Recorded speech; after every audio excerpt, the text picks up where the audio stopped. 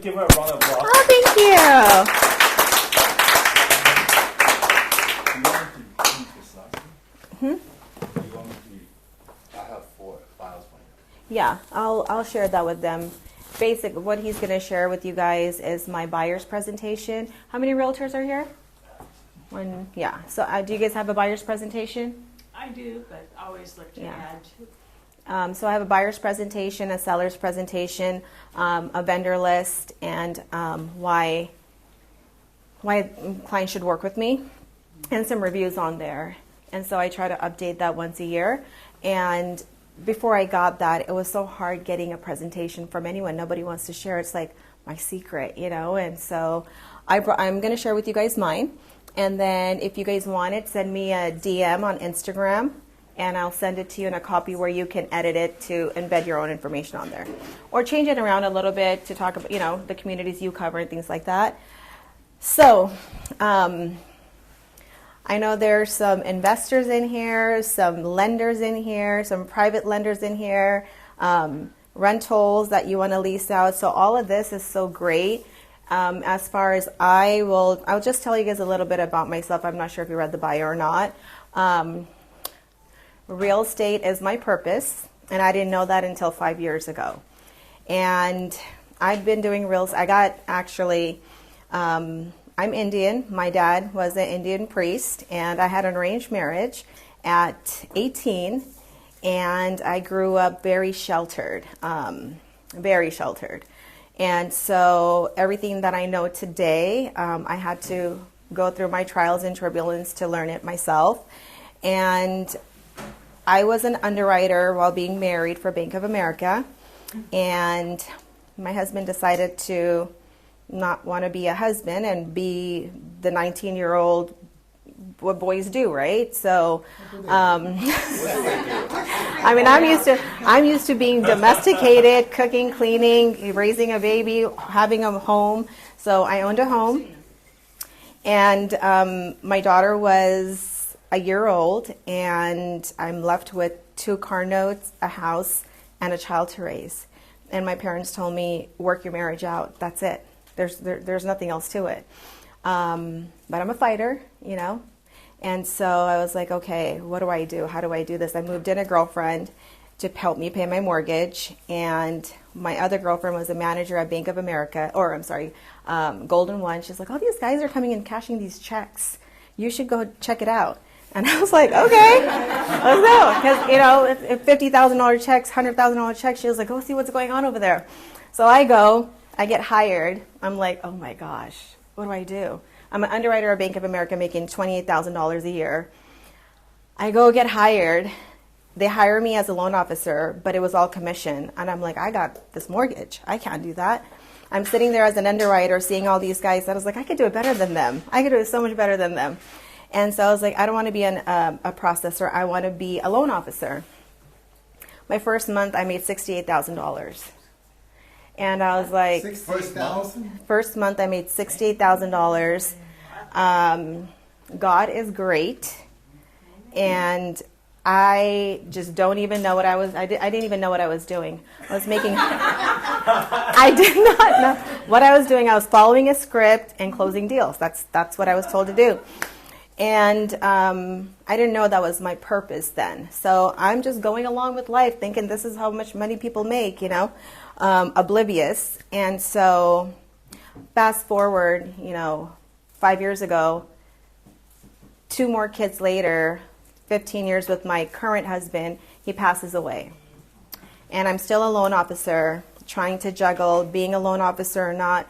And I left the industry for about 5 years trying to go with the market, with solar, with debt settlement, all those things, because my brokers were going along with it. And I was a great salesperson, so they wanted me to come along. I was like, that's not what I want to do. So I got back into lending with my NMLS, and I got hired to be a loan officer for a builder, and their numbers started going up. So I was there 1 day a week. Their numbers started going up. The regional wanted to hire me as their realtor. I hated realtors. As a loan officer, I was like, I don't want to be a realtor. I hate them. And so then I thought about it. I was like, my husband's dealing with this. I have these kids. and maybe it'll be easier. Let me just go do it. So I was like, I'm going to go be the realtor that I would want as a loan officer. So I took the job. I ended up selling 400 homes for the builder in 2 years with my partner. It was more work because we ran the community. We had like 12 products, meaning 12 different types of homes. I'm going to work one day. My daughter's, Mommy, you never come to my soccer game. Like, you're always working. I cried to work, put in my 2 weeks, and I was like, I don't want to go back to being a loan officer, but I want to be a realtor because I love the new build. So along the way, it's all God again. You know, I went from going from an underwriter to doing loans to working as a new build realtor, and then went to Keller Williams as an agent. My first year I did 12 deals, and I love Keller Williams for teaching me, but nobody wants to share what they're doing. Everyone's in a closed room doing their thing because you're going to take their secret. I almost left the industry again, and I went to a mixer, and someone's like, oh, you fit perfect for so-and-so's team because you did loans that way, and now he's doing real estate. And so before I left the parking lot, this guy calls me, and I'm like, oh my God. He already called that guy about me, and I was going to leave the industry. Nice. And he called me. I went in, and I was like, okay, I'll give you a shot, but I don't believe you. And he was I was with him for 8 years. I just left him, and I went from selling 12 homes to 100 plus homes in the last 8 years. And so my story I'm sharing with you is, for one, don't give up. After my husband passed away, I realized that I was so grateful because now I started doing my business as my purpose, and I recognized that because all of that money that I was making got all taken away from me. And so now that I do it, it's not even about the money. It's about helping my clients, my buyers, my sellers, giving you guys this presentation that I had to go find myself. And the more we give, the more God gives. So the more I give, the more I get. And I don't even have to go search for it. I just attract it. So now I'm going to be with Sotheby's. And I went from a team selling anything and everything to building my database, where now I have, 1,000 plus sales that I continue to nurture, and I nurture my database. I don't know if you guys are newer agents, but it's so important to have a CRM, to have all your clients' information. It's so important to, if you're too busy, to even have someone nurturing your database. Someone who's sending them, congratulations, anniversary, their birthday cards. I mean, there are systems and softwares now. And I know that when you first start, money is a factor. You can't really pay someone to do it. Do it yourself. My kids write my cards all the time. Jordans aren't free. So, I mean, my water bottles, my son this morning labeled all my water bottles before coming in here. Like, my kids help me with my open houses, all of those things, and they're learning, right? So, anyways, that's my little story. And now I lived in Elk Grove for 20 years. I moved up to Folsom. But my relationships matter. My relationship with Kevin matters. My relationship with my lender, my title company, my notary, all those matter. People, when I close transactions, me and Kevin actually laugh about this because I end up doing the other agent's job to close the deal instead of making them feel like that they're not adequate to do it. Because the transaction, I'll give you an example. Yesterday, I sold an investment property to an investor, and I told him, if I sell you this property, I want to be the relisting agent on it. He's a new investor that I added to my pool, and he's like, okay. So we made a deal, and so he flipped it, and I relisted it. We get a buyer. That other agent is a newer agent, and my flipper cosmetically flipped the home. He's going to, which is smart, he's going to wait for the buyer to order inspections, so then he can see where he has to do all the other work. He's going to take his crew and put him on the next project. Why should he go and do all the work internally if he really doesn't have to, until the buyer pays $800 for the reports, because they're going to do it anyways, and then he'll work on the nitty-gritty stuff.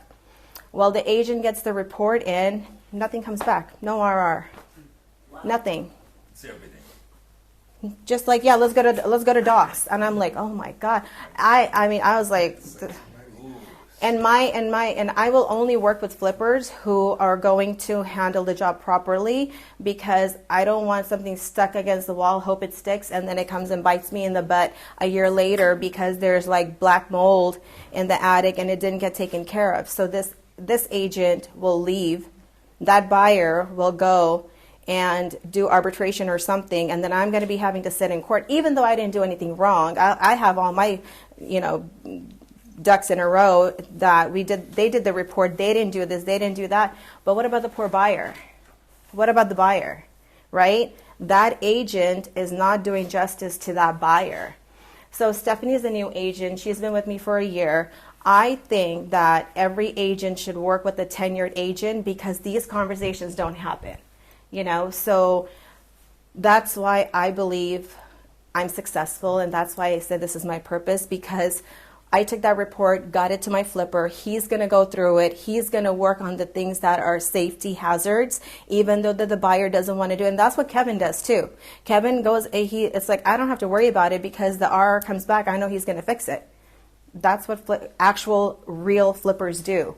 And so this guy's going to fix those things, save that agent, save that buyer, and she's not even going to know that. I'm going to tell her, I'm going to have a conversation with the last agent we worked with. Right. The house, she didn't know anything either. Like, I guided her, and I told her, I was like, you need to go and get with an agent who's tenured, who can guide you. I'm in Sacramento, you're in the Bay Area. She shouldn't have even been selling that house out here, but she got lucky with me, So I'm saying that to you guys, really do this very purposefully, and you're gonna be abundant. You're gonna be happy. You're gonna be able to sleep at night, and this is a great place to be. And don't listen to people and they say, "Oh, the market's tough. Get out of it. There's not enough properties." If you do it purposefully, you're always gonna be busy. So,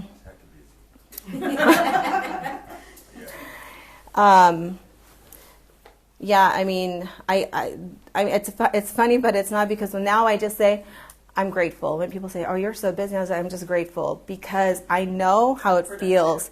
Yeah. You're productive. Yeah, like I'm actually, and I get referrals through Instagram. I get a lot of young girls through Instagram. I post on there, and they're ghost followers. I don't even know these girls. And then all of a sudden they'll call me and say, "I'm ready to buy a house." And they know everything because we share a lot. Like, I share a lot. Like, if I go through an incident, I'll share it. I won't talk about, which realtor it is, but I'll say, "Hey guys, I dealt with this. If you're a buyer, don't fall into this." Like, for instance, a lot of buyers don't know that they could do their own inspection when you're buying with the builder. A buyer doesn't know that they can negotiate that price. They don't have to go with the 600,000 market. You can go in there and offer 520. There's interest rate locked on lots. There's 25,000 available for upgrades. There's $25,000 available for your lending. Like, there's so much availability out there. But if you don't go in, they think that if they don't go with an agent, they're going to save more money. You're only hurting yourself by not going in there with an agent. So, like, these are the things you want to put on your social media, because even if you follow me and copy me, I don't care, because your followers aren't my followers. Like, you have a different following group than I do. So what I started doing was I sat on a panel in Monterey, and the management team for Inman Connect was there, and it was COVID. They told us what to say, and I'm looking at a room full of, like, it was the Warriors Arena, and all these people are like looking at us like, "Oh, you guys are successful. What are you doing?" And we're told to say something, and I just kind of got off script, and I was like, they don't want to hear how many numbers I did. They want to know what they can do, how they can feed their family. And so I basically shared with them, like, go opposite, like, double down. They have to double down. If you have a buyer, start doing video tours. Like, if you're going to wait to go inside of a home, you're going to be waiting. And so that's what I was doing. I was doing a lot of sales on FaceTime and video tours, and I got really, really busy. And so then she came to me afterwards and asked me if I wanted to be an ambassador for Inman Connect. So now I travel nationally 4 times a year, and I get to sit on this group of people that really stay on top of the market. I was already an Inman junkie. If you guys don't have Inman, I really suggest becoming a member and just getting all your real estate news. It is so great. And if you ever want to come to an event, I can send you a discounted ticket. I think it's like, it is expensive to go, but you don't have to go to it. You could just follow the news and stay on top of the market. So I stay on top of the market. I'm consistently out there prospecting. Even if I'm not dialing, I'm still prospecting by networking in my community. My daughter's on the cheer. My son plays football. He plays basketball. From my gym, my gym owner was a broker, but I sold about 10 homes in there without marketing myself. But he's a broker. So I'm sure he's happy because I went to another gym now. But no, but he was always good to me, and these people bought from me, and then I show what I do on my social media. It's my own. It's like my own channel. It's my own TV. Like, I do whatever I want on there. But don't be a ghost agent. Like, I'm mad if a sign goes up in my neighborhood and it's not mine. So like now I moved to Folsom, and in my neighborhood, my kids for Valentine's took 1,000 candy boxes and put it on doors. And my neighbors loved it. They're like, oh my gosh, you're helping your mom. I'm definitely going to use her, because they feel bad as a, like, oh, these kids are helping their mom, like, make money. You know what I mean? So it's like, okay, use your kids. They love my kids. And in the beginning, when my coach told me I had to be on video, I didn't want to be on video. I was like, oh my gosh, I use my kids. They loved my son. And he would be the one walking through the homes, and he would be the one talking about my homes and stuff. And people started knowing my son more. But now I do it myself. And I think that if you guys like door knocking, do it. I don't. If you guys, like for me, I'm really, really great on the phones. So I prospect my own database. And if I call my clients, they just love to talk. They just want to talk about everything. Like, I have to divide my clients up in alphabetical order. Like, I'll do the A's this month, the B's next month, the C's the month after. And it takes me almost a little over a year to get through them, but I do. And so that's how they refer me business. Last week, I took out a group of family to dinner, and I sold 4 homes to them in that group within the last 2 years. And I took them out to juniors, and I'll choose a restaurant that I really love. I mean, 4 sales in one family, that's like, I don't know, $50,000 one night at dinner of taking them out. They were so appreciative, but it's my time. I took my kids, and like, it's like a family thing. So I don't know, I just got real micro with my database, if that makes sense. Like, they can come over my home. I go over their home. I mean, I was invited to a housewarming party. I took my kids. We went to the housewarming party. And I take like a platter of whatever that they needed or want with my business cards, those neighbors, and then I'll stick a sign in, sold by Jasmine.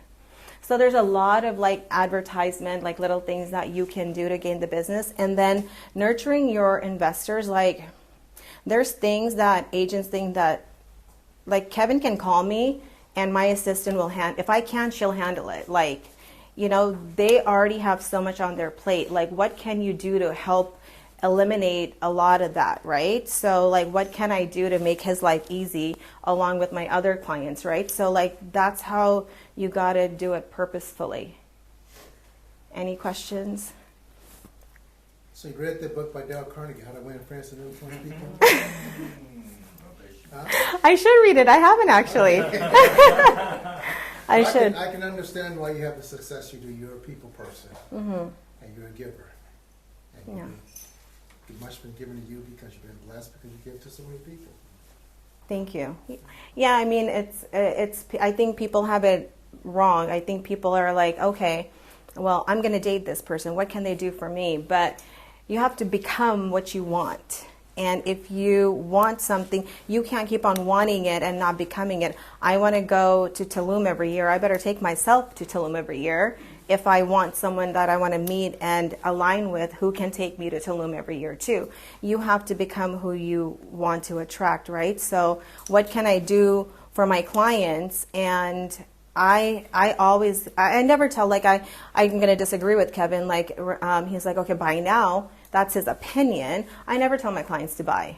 I give them all of the information that they need, and they let me know. Because I remember selling at the new home construction, and agents would call me and tell me that only show them standing inventory. Don't show them the sticks, like the dirt. Don't do that, because the agents would want to get paid right away.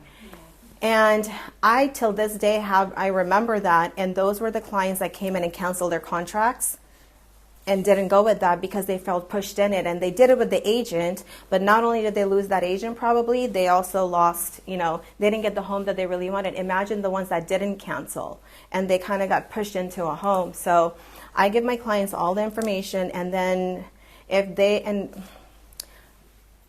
I think last year, 80% of my business was repeat business. And this last year, probably pretty much most of my business this last year was referral business. Listings, they'll call me back with listings, and that's because they know. Just because you're not telling them, they know that I have their best interest. I'm not forcing them to buy or sell. And like what Kevin was saying, like, you can refinance. I'm like, okay, if you are putting 20% plus down, then buy that so you can refinance it. If you don't have equity, like, you're not going to be able to do that, And so they're like, you're right. Like, they'll leave other agents and they'll come to me because they've been told incorrectly. Like, you have to know your market. You have to know your products. I'm fortunate that I did loans and I can kind of have a conversation and know if you qualify or not in the products. You just have to really, really do a lot of homework. You can't just go in and be like, okay, I'm going to sell houses part-time. You're not doing justice to your clients. I'm going to share with you guys so I created, like, I'm my clients everything. Like, who's better to go to if you need a locksmith, if you need curtains, if you need painting, if you need flooring? Like, why should my clients have to go onto Google and search for that when I deal with it every day?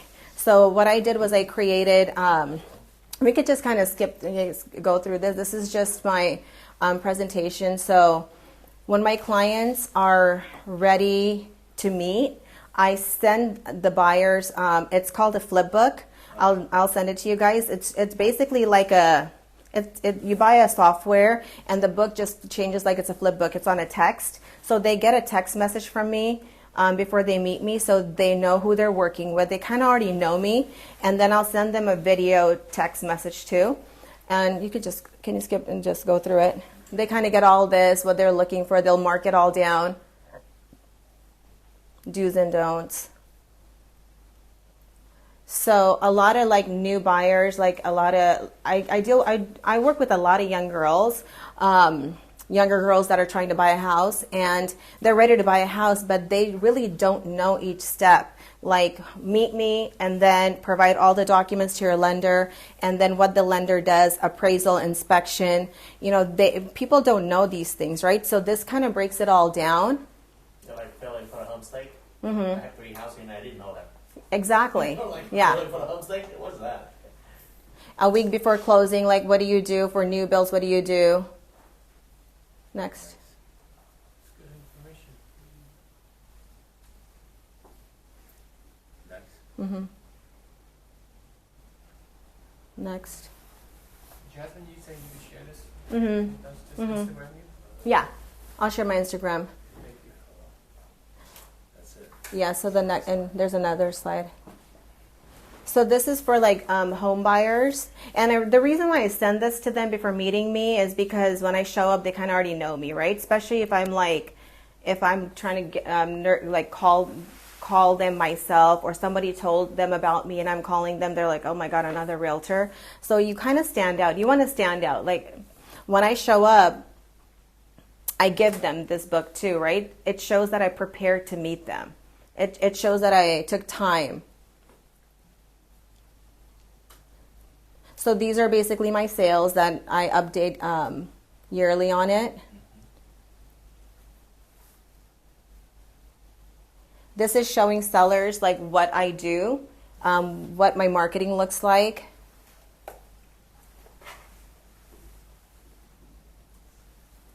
And then this is the vendor list.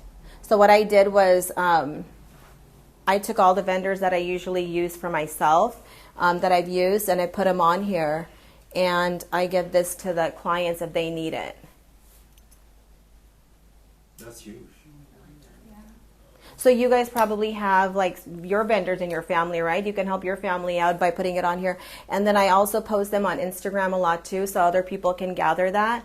And then since I moved to Folsom after living in Elk Grove for 20 years, I kept on catching myself going back to Elk Grove for, you know, my dry cleaning, my nails, my hair, all my things. And then I'm like, what am I doing? Like this, I'm going to treat this like I just moved a client here. What would my clients want, right? Because I'm moving a lot of people from the Bay Area.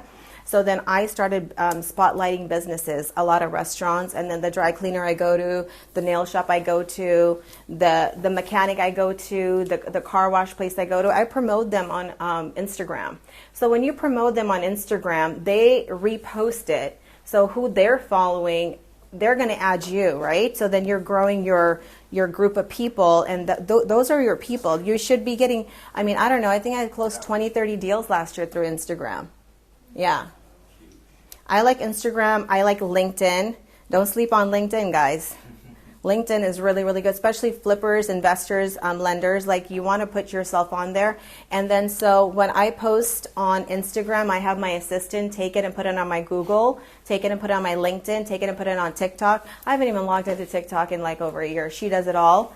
But I post on Instagram myself. I check my Instagram myself because I get a lot of clients on Instagram that I talk to. So I'm very heavy on my Instagram, but everything, all the other portals, they just transfer it over.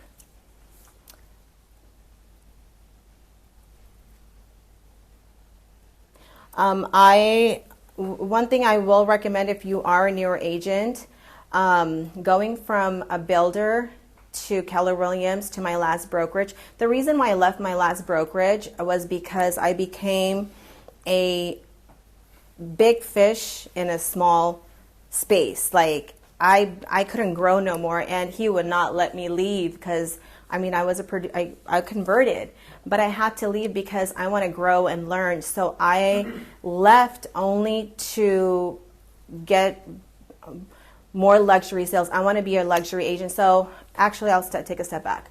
I left to go to luxury when I joined EXP. EXP is great, but they're teaching me how to bring more agents in. Yeah. I love you guys, but I'm not here to bring in agents. I want to do what I want to do, which is work and selling homes. Like I actually like it. And they're like, well, are you going to sell homes for the rest of your life? I'm like, no, I'll have rentals. Like I'll have rentals. And right now I want to sell luxury homes. That's what excites me. But they don't like selling homes, so they want to bring in other agents, which is great. You know, you could be a great leader like that, and that's what you want to do. So I'm leaving EXP. I'm in the transition of leaving to go to Sotheby's and continue to grow as a luxury agent, which doesn't mean that I don't work with, you know, lower price points. I have a team, I still do, but I want to learn that part of the business now. I want to learn luxury sales. I want to do $10 million sales. Like that's just what I want to do. So I'm leaving EXP to go to Sotheby's because that's what I want to do. It's fine. I checked it out. Great. It's not my thing. I rather move now than drag it longer. But my suggestion to you is join a team with leads. Join a team with leads. Get 50% of something than 100% of nothing. And, you know, they have managers there. Take advantage of that. They teach you. They have the CRM there. They have all of the things that you need to learn if you're actually going to learn it. If you're going to get 25% off of a Zillow lead, today those Zillow leads are my referrals. Today I'm selling their homes that I sold 25% 8 years ago. So if you look at it, that's just, you know, your marketing, and that's, you know, write it off as that. Don't look at it as like I'm only getting paid 25%. Look at it as if you're gaining your book of business.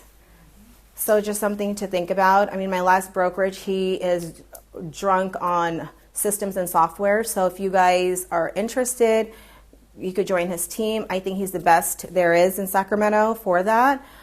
He has the biggest market share with leads. I just don't want to close leads anymore because I've gained my book of business to be able to do this, and now I want to do luxury. So that's it, you guys. I hope that helped. I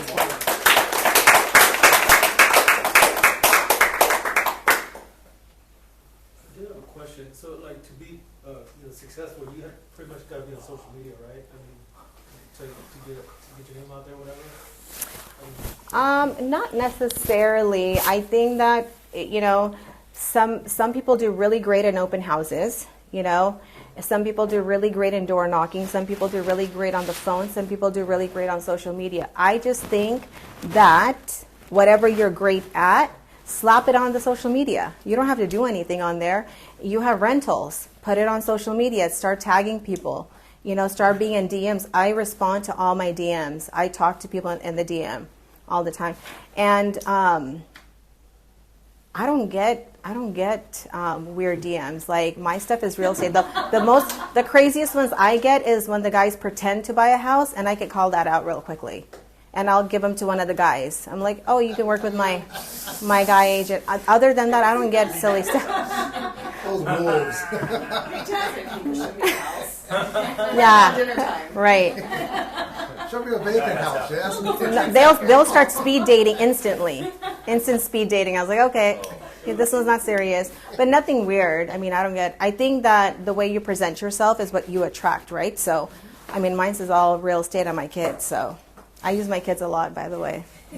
How old are they? My son's 12, my daughter's 14, and then I have a 23-year-old. So my Instagram is Jasmine at homesbyjasmine.net. And then if you can text me or DM me your name and your email, I'll send you guys this, and then you guys can edit it on Canva or whatever you want to use. Jasmine, Jasmine, at Homes by Jasmine. No, what's my Instagram? I'm giving her my email. You're there, yeah. Or, no. Homes by Jasmine. Is it Homes by I Jasmine? think it's Homes by Jasmine. Homes by Jasmine _ yeah. Sorry. I'm not a sponsor. I know, I was looking at the picture. I'm like, You're a oh, drug sure. dealer and a stalker. Good to know.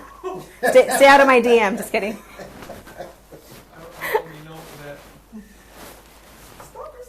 And when I meet my clients, I mean, I was going to share this with you guys too. I have, so with this, when I meet my clients, I made a little book that kind of talks about my first time home buyers. And they love this. Like, when I meet them the first time, they'll keep all their notes for the 2-3 homes that we're going to see, because they don't come prepared like that, right? And you're like, you give them a pen and a book, and then it talks about the definition of all of the words that you need to know as a home buyer. They love that. So I'll share this with you guys too. How do you get leads? How do you get leads?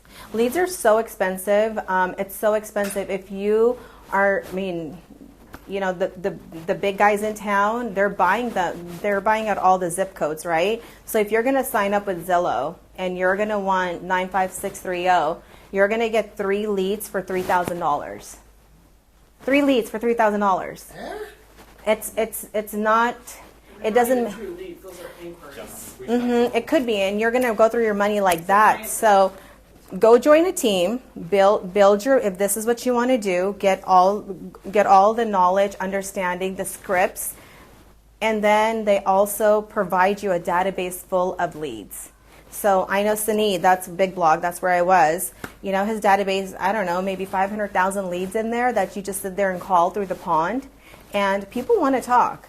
So if you don't have the business, then what are you doing, right? You're sitting on your couch waiting for the phone to ring. Someone's going to want to sell a house. That's not going to happen. You have to be out there being consistent and, dialing. Or buy 3 leads for $3,000. Heck no. When you're on the lending side, how did you get leads there? Or what's the way to break into leads if you're a loan officer? So when I was a loan officer, I covered New York. I didn't do it locally. When I became local, I was with the builder. So if you're a loan officer, I think that working with the builder and getting that would be a great way to do it. Signing up with the builder. So like for instance, Safe Credit Union, they're big, right? With builders. So I would join the area that you want to be in as a lender and cover a builder.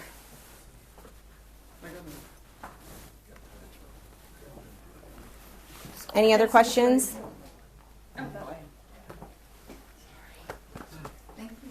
You're welcome. Thank you for sharing your story. Absolutely.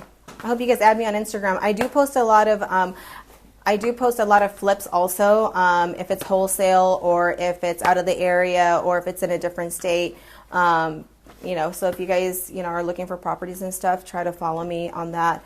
Or if something comes up, like I share a lot on my Instagram. Cool. Awesome. So before we end this meeting, I always like to ask any of you for a takeaway, just so that at least you have a takeaway you can share with people, and then we can be impressed with that. Okay. Do you have a takeaway? Anyone who's got a takeaway or would like to share with the group from her presentation? I think a lot of the booklet, and then I think just networking and sharing like the community as far as when people are buying a house and they're moving in there. I think those are some great ideas that that would help out. Awesome. You got a lot of great ideas. Very Good. impressed. Very impressed. Noah. Hard work and consistency wins always in any industry, and especially real estate and sales. So you're living proof of that, Jasmine. I think you're amazing. Thank you. And work within your purpose. Exactly. I love that. So, yeah. I just want like Stacey say, giving before receiving. I think that's really amazing. Like a lot of people, like you say, you never read the book.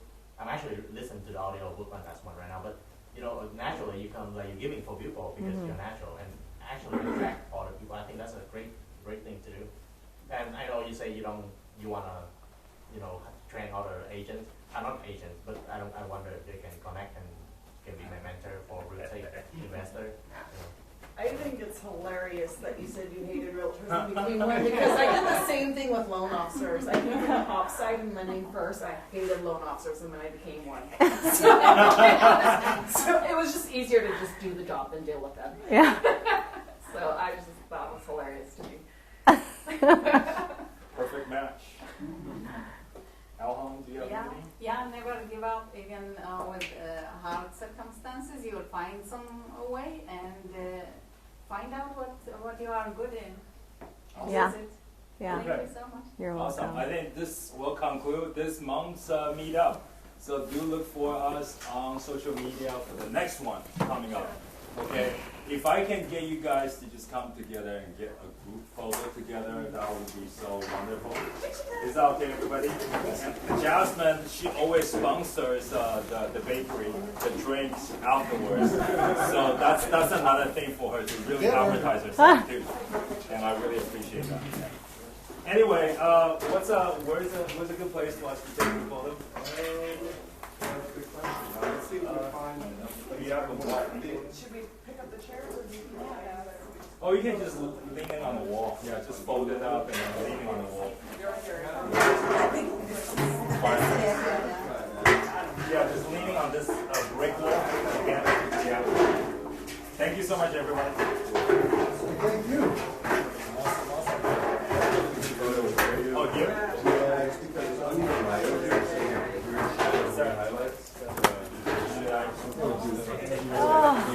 On this wall, on this